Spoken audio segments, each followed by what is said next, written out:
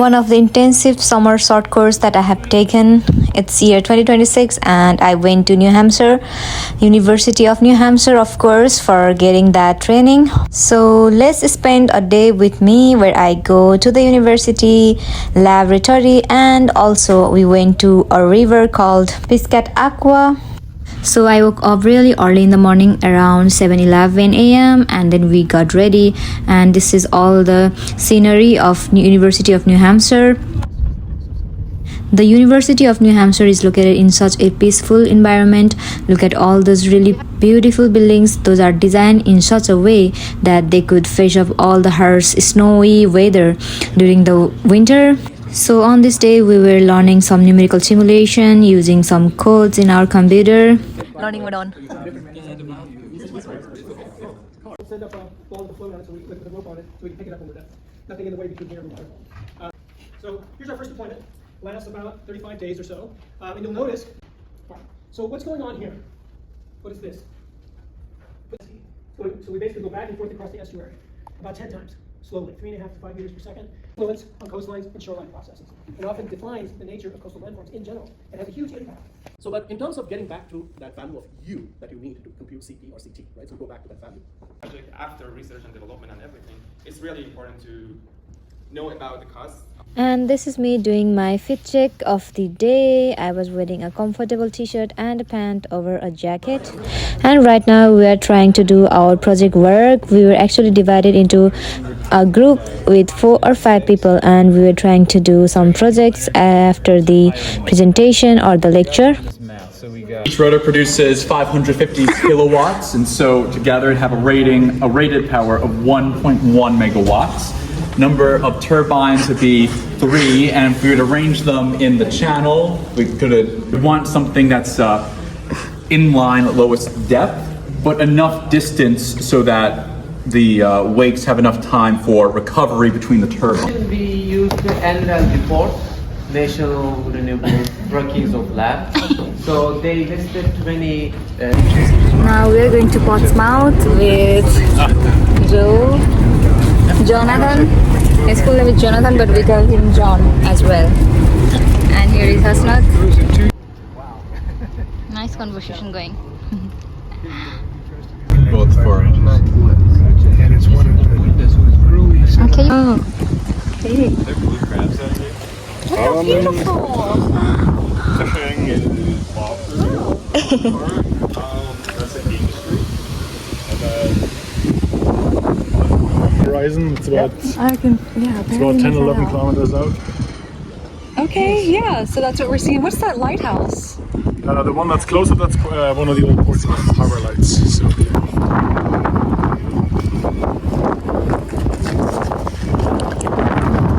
of our docks, and you see all the UNH boats lined up there. A couple of them are out right now, but the biggest one is the Gulf Challenger at the back. It's a 50-foot boat, good for like offshore cruises. Can hold up to 39 passengers, which we did max out last summer. But you can go with 6 or 8 crews, the overnight work. it's your baby, right? Oh, Yeah. It is. I just saw it in the presentation. Yeah. Beautiful. So you can't really run a tidal turbine without current, right? So what we're doing is that green thing right there, that is a diesel generator. We are spinning the turbine kind of like a propeller. We're doing it. So to go into the platform, we had to come from upstairs like this. I also did pretty good job while coming down.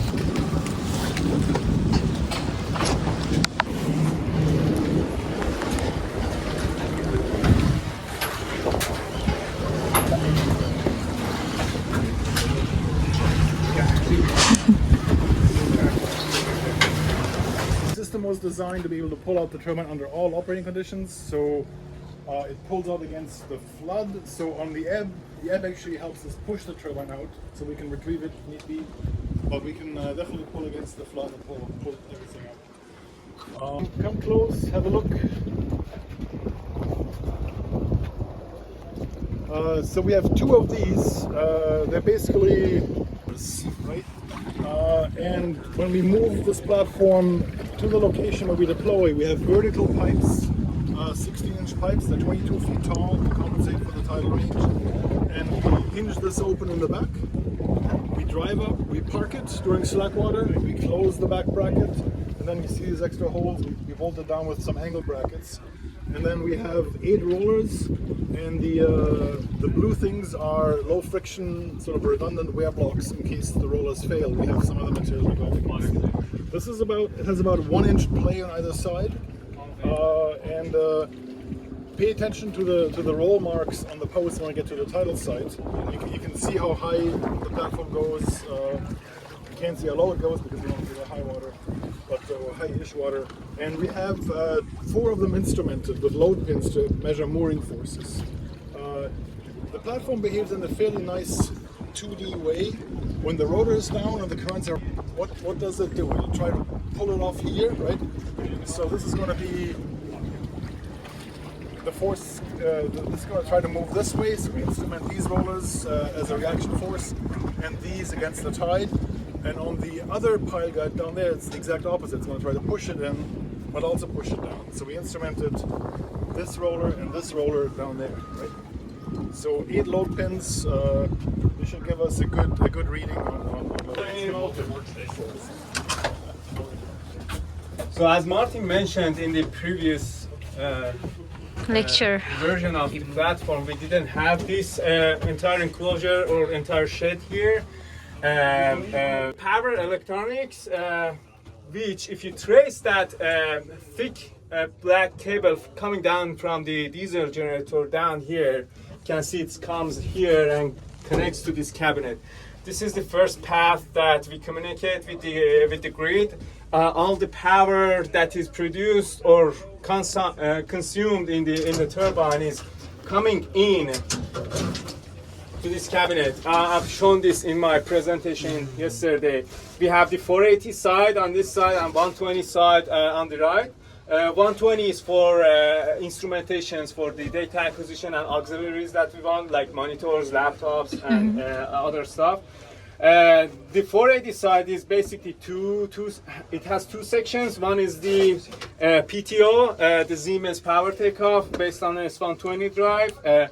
All those power comes in, goes to a generator side inverter, then goes to a DC bus link, smooth out, and then goes to a grid side inverter and passes through a filter, then the grid. Also, this side is basically the circuit breakers for the grid side. I'm not gonna be able to open this, but yeah. Don't go in there when the turbine's running. That would be bad. The other thing, it's not us personnel, but it's personnel in. We're going to review the daily test plan. Okay, so that was kind of written in the handout that you got for this portion of the lab, but Couple bottle of highly pressurized nitrogen tank here. It's pressurized to 2000 psi. We're gonna pressurize the system, mainly the turbine itself, not the tower. And why do you think we want to pressurize it? there's also an underwater camera on that monitor right behind you.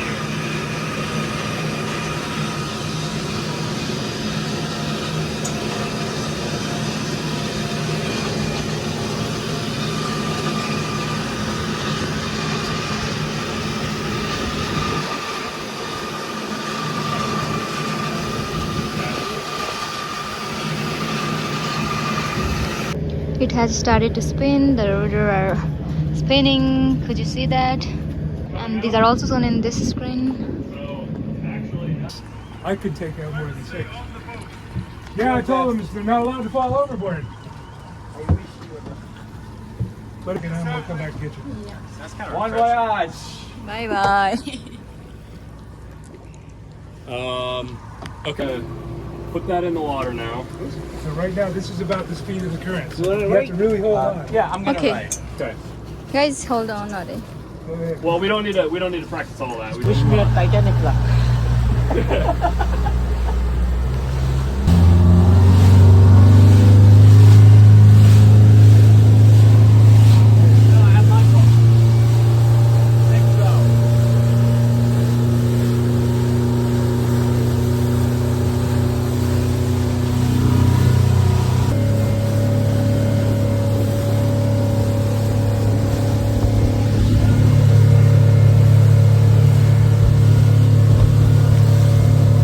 go some funny ways, kind of rock the boat.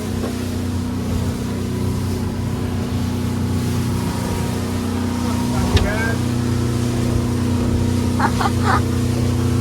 Close the gates, empty out all the water, and you bring up.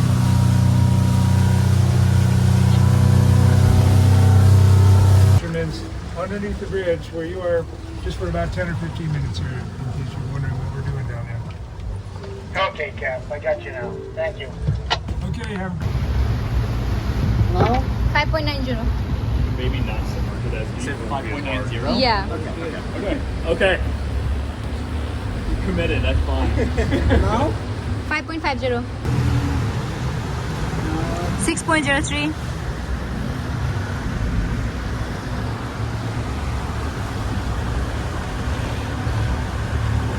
No. 4.92.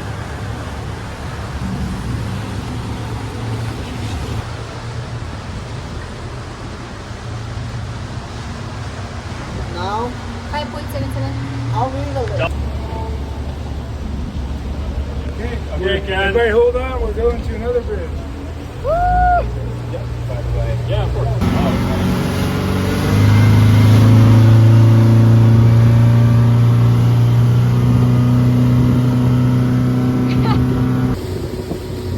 And after getting all the data from the tides, we all met together for dinner in a nearby restaurant. And that's how we ended our day. I learned a lot and also enjoyed the whole training session. Thank you so much, EMIC team, for providing me with the opportunity. And I wish to get accepted to such programs again and again in the future. Thank you so much for watching till the end. Bye.